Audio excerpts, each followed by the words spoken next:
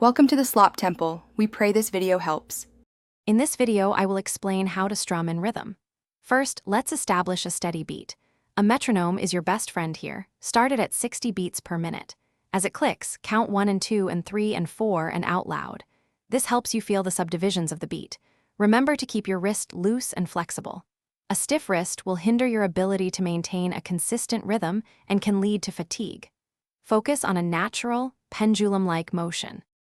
Once you have a steady beat, it's time to understand subdivisions. Generally, your downstrokes will hit on the main beats, 1, 2, 3, and 4. Your upstrokes will then fall on the and counts in between. Think of it as a continuous motion, where your hand is always moving, even if it's not always hitting the strings. Try a basic pattern like down, down, up, down, up, up. This helps build the muscle memory needed for more complex rhythms.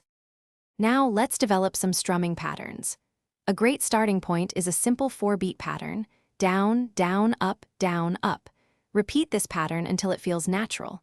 Don't be afraid to vary your strumming intensity. A lighter touch for some parts and a stronger strum for others adds dynamic interest. Also, try incorporating muting techniques. Lightly rest your palm on the strings near the bridge to create a percussive, choked sound. This adds a lot of rhythmic texture to your playing. Consistency is key to mastering rhythm strumming. Aim for at least 15 minutes of focused practice every day.